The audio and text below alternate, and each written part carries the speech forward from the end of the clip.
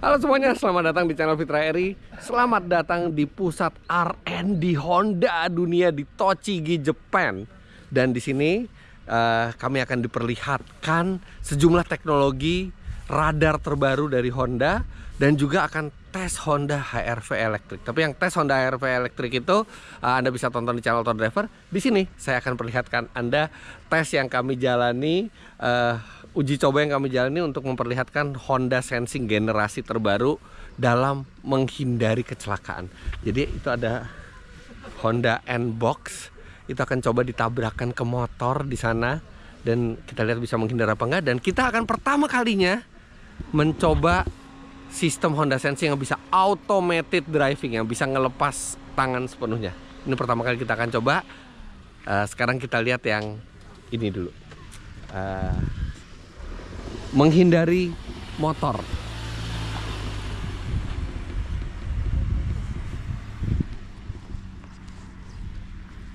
Wah, jauh banget. Waduh, jauh banget. Ini sama Audi juga. Halo. Nah, jadi intinya di situ ada motor berhenti. Di belakangnya mobil itu akan jalan dan akan coba nabrak motor itu. Apakah bisa berhenti, dan yang di sebelah kiri itu nanti itu cerita di persimpangan mau belok terus ada motor datang. Nah, sekarang dia mau cobain, dia nggak akan ngerem sama sekali. Motorcycle detection. Jadi ini teknologi baru ya. Sekarang bisa deteksi motor. Kalau dulu sebelumnya harus mobil doang. Jadi kalau nih kalian turun mobil. Nah, yang satu menghindar. Depannya ada motor, dia langsung. Jadi biasanya sistem seperti ini tuh hanya mendeteksi mobil karena motor itu terlalu kecil. Tapi sekarang Honda sudah bisa menggunakan sensor yang lebih presisi sehingga bisa mendeteksi motor. Dia ada tambahan itu, Mas. Dua lagi sensor di bawah.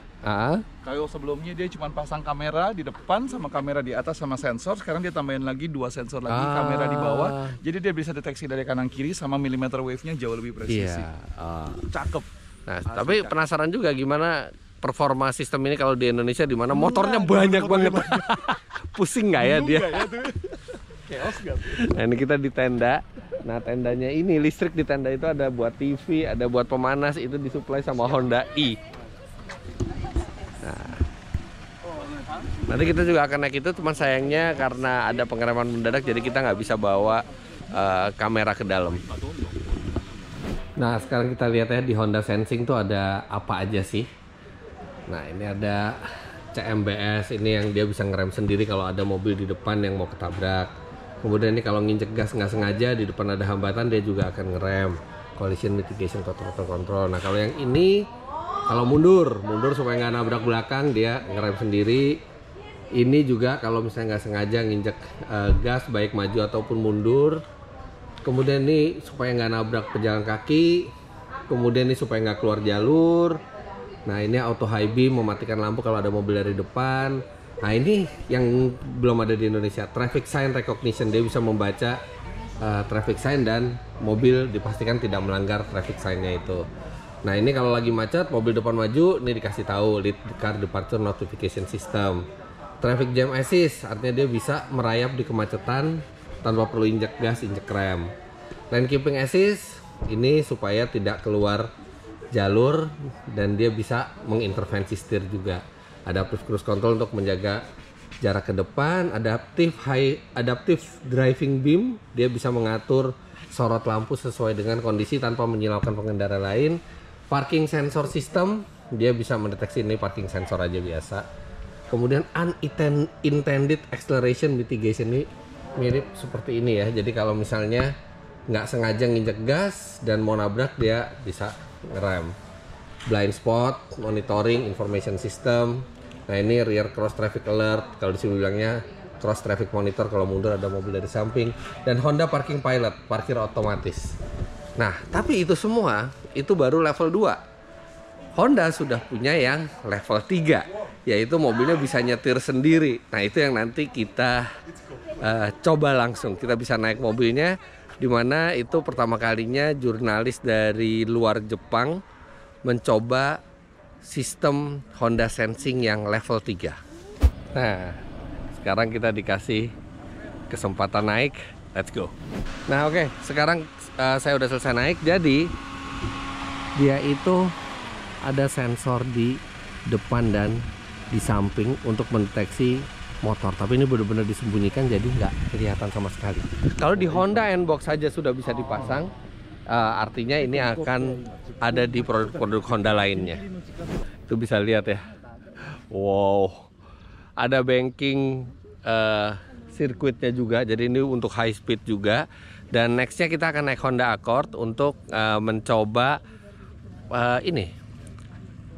merayap di kemacetan serta pindah jalur nggak pakai setir sama sekali. Kita lihat. Oke, sekarang giliran kita mencoba Honda Sensing level 3. Ternyata bukan di Honda Accord tapi di Honda Legend. Nah ini dia Honda Legendnya, lihat udah pakai sensor di bawah situ. Ini yang automated driving. Oke, kita mulai jalan. Ini hybrid juga ya, jadi masih belum ada suara mesinnya. Halus ya. Halus banget.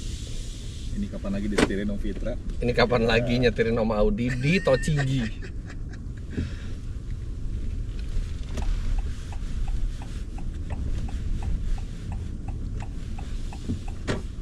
Masuk ke dalam sirkuit.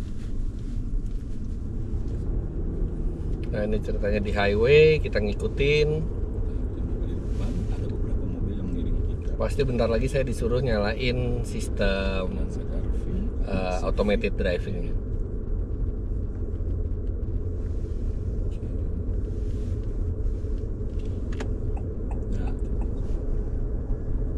Jadi ini saya masih nyetir sendiri di sini. Bagus ya hybridnya Honda, mati terus loh ini mesinnya. Ini udah hampir kayak EV full ya. Mati nol tuh. 0, 0. Bener-bener full hybrid seperti ini. Tidak penasaran sama si Arfi. Wah, kita lewat bankingnya nih. Keren. Wah, baru sekali loh saya ngelewatin banking sirkuit kayak gini. Sirkuitnya miring ya. Lever down. Lever. Oh, sorry. Lever down. Oke, lever down. Dah, ini kita udah nyala adaptive cruise control. Uphold until 100. Nah, saya naikin sampai 100. Oke. Dah, dia ini adaptive cruise control, dia ngikutin jarak ke depan. No, not yet. Masih harus pegang ya. 今はオートクルーズコントロールとレーンキーパーアシストが効いてる状態になります。 Oke, lane keep assist sama adaptive cruise control nih. Kalau kita lepas, dia akan berbunyi peringatan. Kita harus pegang lagi, baru seperti itu. Jadi tetap kita harus tangan itu di setir. でメーターの車の横の車線の表示が緑色の時はハンズオンになります。 Green? Ya, this one. Nah, oke. Indikator sudah green. Oke, hands off. Nah, begitu dia udah biru, dia sudah mendeteksi jalan di mana kita bisa ngelepas. Nah, inilah level 3. Kalau level 2, kita masih harus pegang. Nah, ini level 3 benar-benar ini udah santai. Ini sekarang di depan ngerem. Yang ngerem. Kita bisa menikmati perjalanan. Nah, ini apa? Ada peringatan. Traffic Jam Pilot の機能に入りました。 Sekarang ada traffic jam ceritanya. Jadi kita cruising di tengah-tengah. Ada traffic jam, udah dia creeping deh. Mengunci lane-nya dia dan menjaga tetap di jalan. So every traffic jam this いつでもトラフィックジャムが時パイロットがシステムがアクティベートについてやるときはビデオが見れるようになるんですか？はい、TJ、はい、トラフィックジャム中は DVD が見れるようになります。トラフィックジャムパイロットアクティベート you can see the video always. Ketika traffic jam-nya. So, jadi ketika macet video bisa diakses. Ketika macet dan kita pakai automated driving, kita bisa akses video, kita bisa nonton video. Itu asik banget. 普段は前を見ていないといけませんが、OK、ハンズオフ。トラフィックジャム中は DVD を見ていても大丈夫です。So we cannot see the video below 30 or above 30. 他の時はビデオを見てはいけないんですよね。はい、ビデオ映りません。 Jadi kalau kondisinya itu berbahaya buat ngeliat video, dia akan matikan videonya. Nah ini sekarang kita jalan lagi, ini masih saya belum ngegas, belum ngerem, tapi ini tetap masih harus pakai. Nah ini masih terus harus pakai tangan sendiri, belum boleh ngelepas tangan sampai nanti dia biru lagi. Nah sekarang sudah Yellow button push. yellow button. Yes. Oke, sekarang kita mau nyusul nih. Auto lane change. Kita mau nyusul, dia akan melihat sekitar. Dia akan melihat sekitar. Nah, kemudian dia nyalip sendiri. Dia akselerasi. Dan dia akan balik lagi nggak kira-kira? Dia balik lagi ke jalur kiri. Hai. Campur tangan orang sama sekali. Ini baru namanya autonomous level 3. Wah, ini mau Trans Jawa juga. Ayo. 今もカーブのため自動で減速しました。 So because the curvature decrease, the automatically decrease the speed. 前方の安全を確認してください。前を見てく So ださい。 please see the front side. Tuh. Nah ini kalau tikungannya terlalu tajam, dia akan meminta kita untuk memegang setir. Nah, ini ada Honda AR-V di depan, dia ngerem lagi. Should we overtake him? Overtaking しないんですか？あ、もう一度しますが、そうボタンを押さなくて Oh, no, nggak boleh nyusul. The overtaking can be done automatically. 今こう追い抜いていく車がいます。 Oh, ini sekarang 右 otomatis 車 dia. 線を確認してください。 Dia ngeliat yang di depan pelan, tiba-tiba ada mobil nyusul, dan dia berpikir, wah, saya juga harus nyusul nih, soalnya mobil di kiri terlalu pelan. Ya udah, terus dia langsung pindah sendiri. Saya nggak perlu pencet yellow button. 左車線を確認して Ini ください。 amazing. Bahkan di Mercedes-Benz, di BMW, ketika kita mau nyusul itu kita harus pakai sen, tapi di sini nggak. Dia bisa memantau situasi. Seperti tadi ada mobil nyusul. Oh ya, artinya saya bisa nyusul dan saya harus nyusul karena depan terlalu pelan. Depan hanya lari 70, sedangkan tuan saya di belakang setir ngeset kecepatan ke 100 dan dia nyusul otomatis. Wow. ini キャンセルボタンキャンセル。 nah ブルー bro. ボタン。 Oke. 自分で運転して。 Please drive by Ah, yourself sekarang udah manually selesai. and follow the white vehicle return to the original Udah selesai sekarang. Wow. Bagus ya, ada level 3-nya Honda nih, benar-benar automated driving-nya tuh pinter gitu. Nggak menunggu perintah kita, tapi dia bisa membaca situasi. Bukan hanya membaca situasi untuk keamanan, membaca situasi untuk melakukan action yang diperlukan. Nggak sabar rasanya yang kayak gini bisa dioperasikan di Indonesia. Mungkin tapi cuma di jalan tol ya. Oke. Kita ya lompat tangan. Mas Fit, gua ngerti sekarang. Kenapa tuh? Karena ente disuruh pegang setir karena di jalanannya miring, Mas. Ada kurvaturnya. Curvature tuh ini apa? Nah, itu banknya, miringnya. Karena dia miringnya, sensor baca, oh ini jalan gua kayak sininya ada ininya, jadi suruh pegang setir, Iya, gitu. Kalau jalannya flat, ente nggak bakal disuruh pegang setir, dia akan pertahanin lane-nya. Kan dia nggak bisa ngeliat titik yang di ujungnya karena ada kurvatur. Oh, itu karena yang tadi ada, diomongin. iya tadi itu bahasa Inggrisnya Gitu, tuh bahasa ini Inggrisnya banget. agak Iya. belepotan. Pak Billy, Gomesai. jadi yang level 3 kira-kira buat negara yang lalu lintasnya kacau seperti kita gimana Pak ya? Saya rasa pasti akan mengikuti ya Pak ya. Ikuti ya, paling amannya dipakai di tol kali ya. Iya, itu paling enak pakai di tol ya. Iya. Jadi Ini kan kalau masih di develop ya, kayaknya harus di develop terus mengikuti perkembangan. Setiap negara bisa berbeda-beda penggunaannya. tapi begitu developmentnya selesai dan layak digunakan di negara kita, pasti ada kemungkinan ini bisa masuk Indonesia Pak. Itu pasti bisa mengikuti setiap kali perkembangan setiap negara. Asik Pak, soalnya tadi dia nyusul, kita kan pencet button kalau mau nyusul. Tapi dia bisa juga nggak pencet button. Dia begitu lihat ada mobil lain nyusul, dia ikutan nyusul sendiri Pak. Iya. Oke, sekarang kita ke activity berikutnya. Tapi saya udah pernah nyoba automated driving level 3. Saya udah pernah coba di Eropa, saya pernah coba. Tapi yang tiba-tiba nyusul sendiri seperti ini baru ini. Biasanya nyusul itu harus diperintah, yang ini enggak. Nah, cuman sistem yang level 3 seperti ini Mungkin agak lama ya masuknya, karena level 3 seperti ini bukan hanya hardware di mobilnya, tapi infrastruktur jalannya juga mesti mendukung. Sebagai contoh di BMW itu saya nyoba level, bahkan baru level 2,5 ya, belum level 3 automated driving. Itu mereka hanya merekomendasikan digunakan di Jerman dan Amerika Serikat. Itu pun tidak semua ruas jalan, hanya beberapa ruas jalan di mana kita bisa ngelepas tangan sepenuhnya.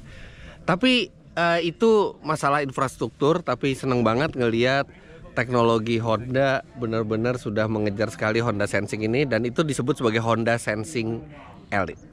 Ini kalau di dalam gini anget ya, soalnya ada pemanas.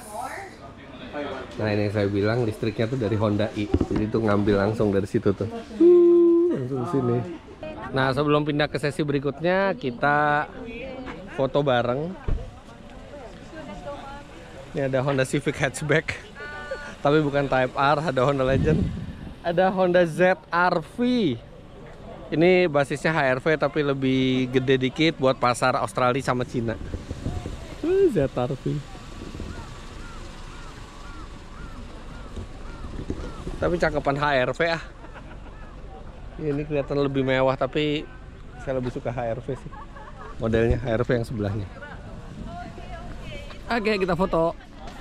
Nah, ini dia kita makan siangnya. Mie ayamnya enak. Spaghetti. Apaan tuh? Tuh, kok ada? Gimana ceritanya tuh? Coba pasti bawa sendiri tuh dia. Nah, ini makanannya. Oke, kita makan dulu. Habis makan kita akan coba teknologi lainnya dari Honda. Makan siang selesai, kita langsung ke activity berikutnya. Over there. Oke.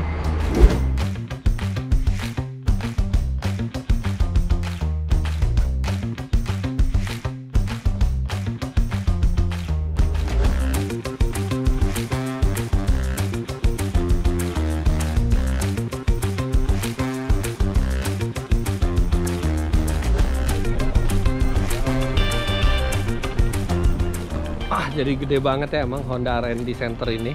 Dan kita ke satu tempat buat melihat Honda ESV, Experimental Safety Vehicle.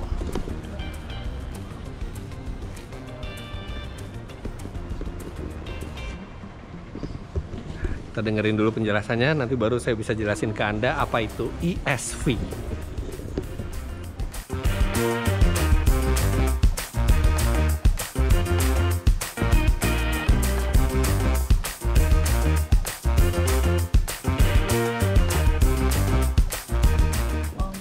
Nah, jadi intinya Honda itu lagi mengembangkan banyak sekali teknologi untuk mencapai tujuan mereka zero fatality di tahun 2050. Jadi nggak ada lagi kecelakaan melibatkan Honda yang menyebabkan korban jiwa. Nah, ini kita akan ada banyak teknologi. Yang pertama kita mau lihat nih, rear end collision prevention, menghindari ditabrak atau menabrak dari belakang.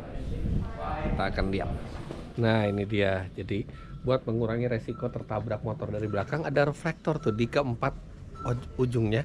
Yang ini jauh lebih menarik perhatian. Jadi orang naik motor tuh bisa ngelihat dari jauh, dia kemungkinannya menabrak mobil ini lebih kecil. Kemudian Honda juga mengembangkan sistem di mana pengendara motor itu bisa diinformasikan dari handphonenya kalau ada mobil parkir atau ada motor ngelawan arah dari depan, karena mereka terintegrasi dengan CCTV. Tapi itu berkaitan dengan infrastruktur negaranya, minimal untuk menghindari ditabrak dari belakang, karena banyak itu motor menabrak mobil lagi parkir atau tabrakan dengan motor yang lawan arah. Nah, itu dari berapa ratus meter sebelumnya pengendara motor yang menggunakan teknologi Honda ini sudah bisa diinformasikan. Nah, tapi ide dari Honda ini belum bisa diaplikasi sepenuhnya, baru yang bawah. Kalau yang atas mau diaplikasi, mereka harus range regulasinya dulu, karena nggak semua negara membolehkan itu. Tapi ini Honda percaya bahwa ini akan meningkatkan keselamatan dan mengurangi resiko tertabrak dari belakang, walaupun secara tampilan ya jadi agak aneh, tapi meningkatkan keselamatan. Nah, ini yang saya jelaskan tadi. Jadi pengendara motor itu pakai headset, connect ke smartphone. Motornya sih bisa motor apa aja ya. Nah, itu nanti di smartphone-nya itu terhubung dengan server Dan server ini dapat input dari kamera. Kalau kamera mendeteksi ada mobil di parkir atau motor ngelawan arah, dia akan menginformasikan seperti ini. Dan pakai informasi suara juga, jadi bisa lebih aware pengendara motor. Nah, sekarang kita ke teknologi berikutnya. Kita lihat penjelasannya dia dulu. Communication lighting. Nah, kita lihat video presentasinya. Jadi ini intinya lampu depan yang bisa berkomunikasi. This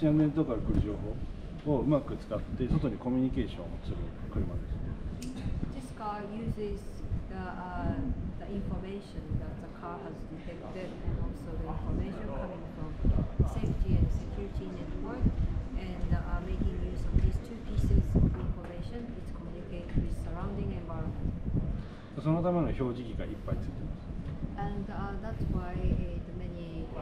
Nah, sekarang kita akan lihat demonya. Jadi intinya mereka punya lampu itu sampai grillnya itu jadi lampu untuk berkomunikasi dengan pejalan kaki supaya pejalan kaki bisa lebih aman. Oke. Lampunya kayak mata gitu. Kayak nengok ke kanan. Karena drivernya nengok kanan, lampunya juga nengok kanan. Artinya di luar jadi tahu, oh orang mobil ini lagi ngeliat ke saya. Nah, begitu lampunya kayak gitu, kita bisa nyebrang dengan aman karena kita tahu ini udah aman buat nyebrang. Dia udah ngeliat dan dia udah berhenti. Nah, kalau ada jalan rame-rame, nah kelihatan. Nah, jadi ya. Dan dia ini nih matanya lagi ngeliat ke kiri gitu ya, kelihatan kayak hitam-hitamnya mata. Ya.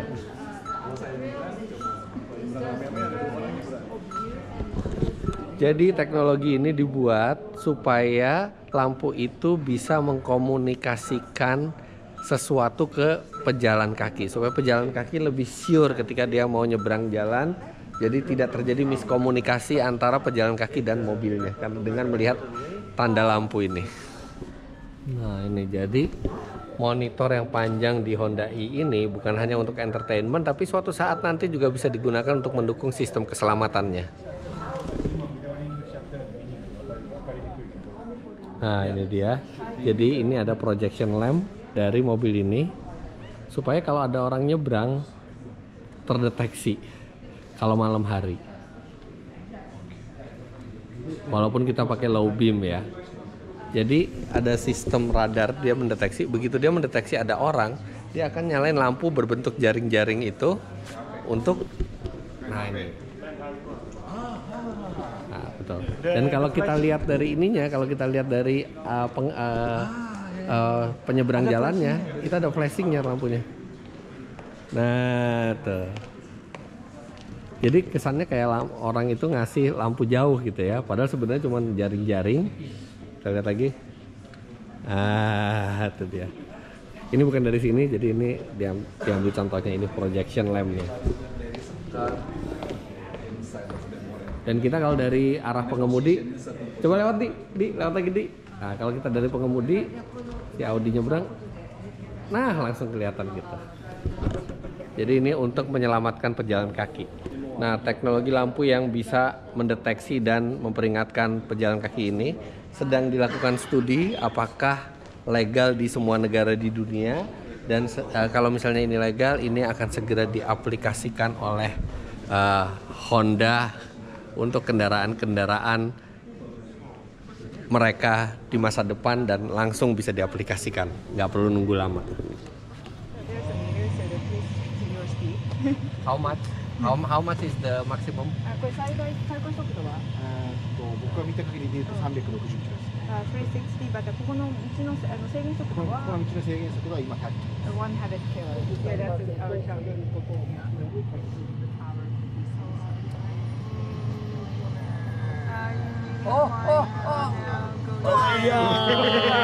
And I'm Tom Cruise.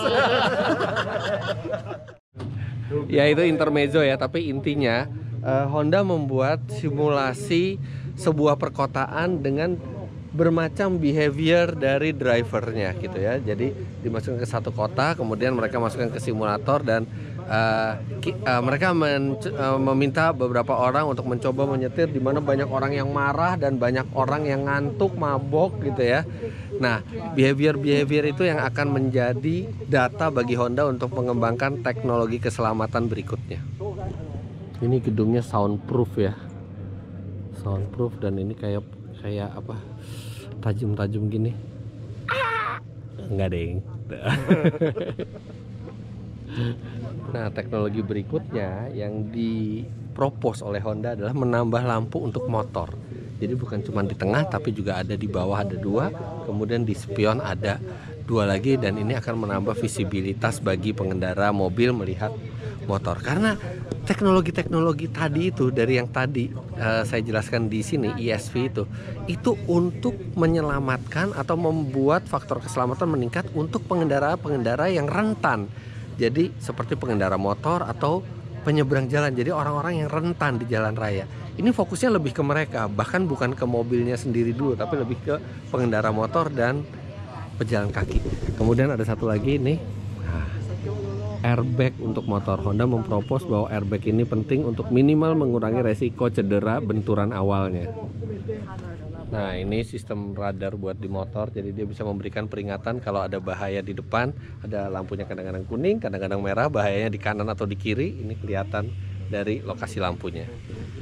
Kemudian teknologi berikutnya yang diajukan oleh Honda ini adalah radar reflektor. Jadi ini adalah reflektor bukan untuk lampu, tapi reflektor yang bisa lebih mudah dideteksi oleh mobil yang sudah memiliki ADAS. Nah, satu lagi adalah airbag untuk motor. Jadi Honda sebelumnya sudah bikin airbag itu untuk motor yang sebesar Goldwing, tapi mereka sekarang mendesain airbag untuk motor yang lebih kecil seperti Honda PCX ini. Jadi kalau misalnya kita tabrakan dari depan, ya minimal lebih empuk.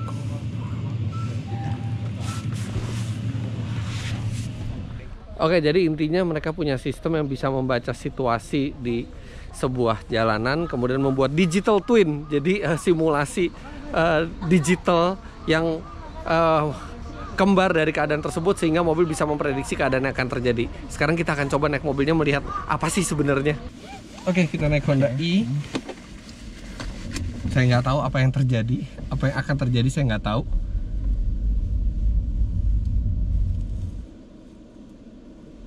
Welcome to Honda.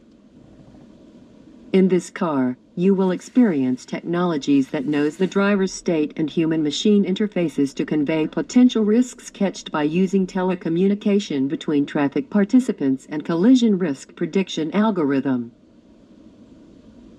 First, I will explain about technologies to understand the driver's state. I have 4 sensors to understand the driver's state and observe them in real time. Please look at the center display. You can see the image of driver's face. By using this driver monitor camera, I understand where the driver is looking at and confirm whether they are paying attention to the risk direction while driving. The top graph shows the data of respiration rate. The seatbelt tension changes according to the body movement due to breathing. The sensor inside the seatbelt buckle detects this tension variation. Now, the driver temporarily stopped breathing. You can see that the graph has become flat.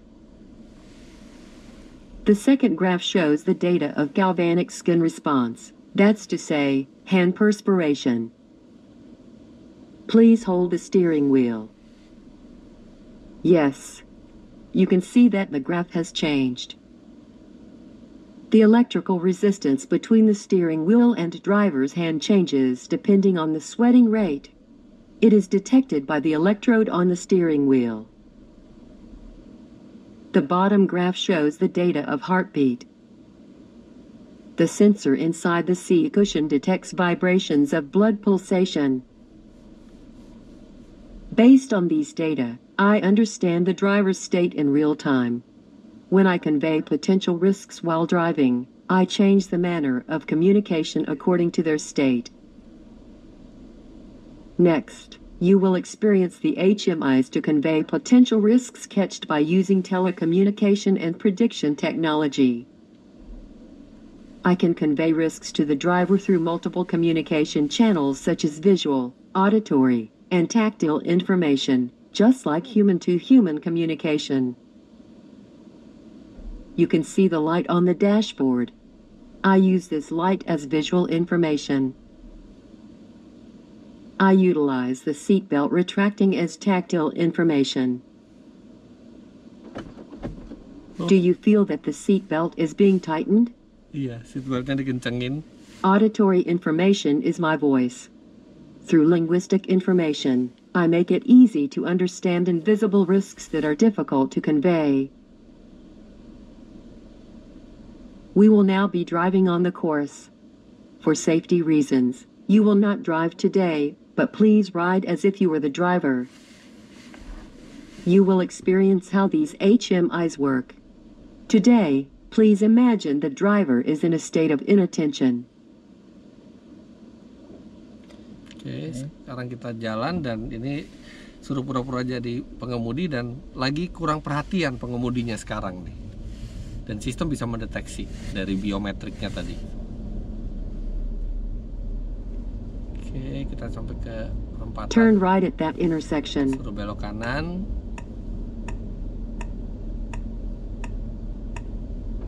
A motorcycle seems to be approaching from the oncoming lane.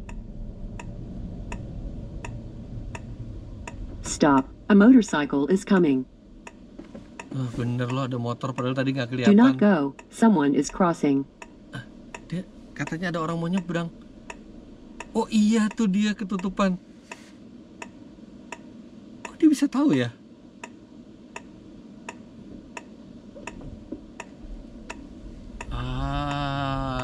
Ya, saya ngerti. Good job in stopping for them.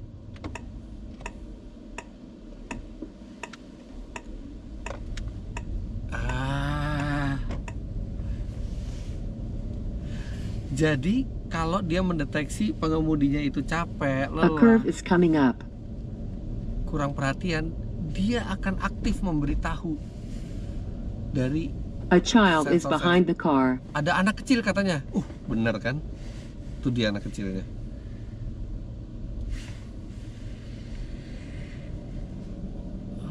Good on you for driving safely.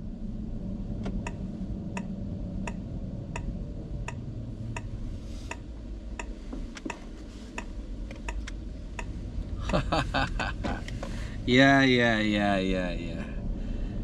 Saya ngerti maksudnya seperti apa. Jadi, seperti tadi bisa dilihat, ada sistem biometrik yang bisa mendeteksi heartbeat, mendeteksi seberapa berkeringat kita napasnya seperti apa. Itu tanpa perlu memasang sensor di badan. Jadi sensornya itu ada di mobil termasuk di kursinya. Nah, termasuk di sini ada ini nih, seperti ini. Nah, ini juga ini sensornya buat mendeteksi driver. Nah, pada saat ada bahaya atau pada saat lewat lalu lintas, mobil ini itu berkomunikasi dengan ini. Mobil ini tuh berkomunikasi dengan server. Jadi di server itu ada data tentang lalu lintas, behaviornya seperti apa gitu ya. Dan ketika sistem mendeteksi bahwa kita lagi kurang perhatian, kita lagi kurang konsentrasi, kita lagi mungkin mabok atau capek, lelah, fatigue gitu ya, dia akan memberi informasi-informasi. Be careful, the children behind the car. Be careful, ada orang people crossing gitu. Jadi dia kayak kita temen gitu. Dia lagi capek, saya lebih banyak kasih tahu deh, hati-hati ada orang nyebrang, hati-hati ada anak kecil. Dan dia tahu itu karena dia punya mata-mata dari kamera-kamera yang diupload ke server dan dikomunikasikan ke mobil. Wow, canggih. Arigatou gozaimasu. Thank you for your time. Ya gimana kalau dengan sistem kayak gitu, di mana mobilnya bisa komunikasi dengan cloud dan mobilnya juga tahu kondisi pengemudi dan bisa berkomunikasi dengan cara yang tepat, ya pasti namanya kecelakaan pasti akan jauh lebih berkurang.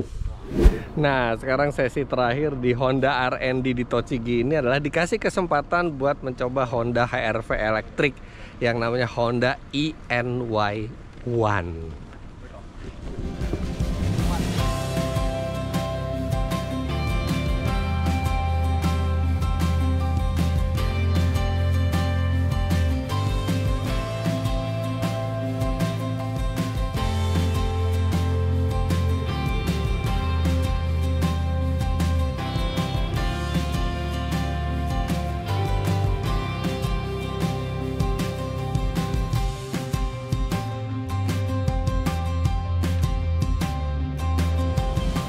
Oke, jadi di sesi ini kita diperkenalkan ini Honda INY1 yang sebenarnya ini adalah Honda HR-V versi elektrik.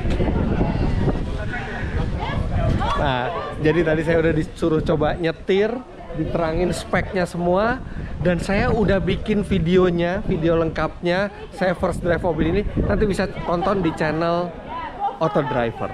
Dan tadi langsung ketemu juga sama yang buat mobil ini. Gitu, keren. Full electric, front wheel drive, 68,8 kWh, range-nya sekitar 412 km, tenaganya 204 PS, torsinya 310 Nm. Dan ini kalau masuk ke Indonesia, ini bisa bersaing lawan Honda, Hyundai Ioniq 5. Nah, ini jadi suasana di R&D ini kita bukan hanya dilihatkan teknologinya tapi juga disuruh nyoba mobilnya. Oke, jadi selesai sudah acaranya. Jangan lupa Anda klik like bila menyukai video ini, komentar di bawah, dan subscribe ke channel Fitra Eri jika Anda belum. Follow Instagram saya @fitra.eri, dan subscribe juga ke Auto Driver untuk melihat test drive dari Honda HR-V Electric atau Honda INY1 ini. Terima kasih banyak Anda sudah menyaksikan. Sampai jumpa di vlog selanjutnya. Bye-bye.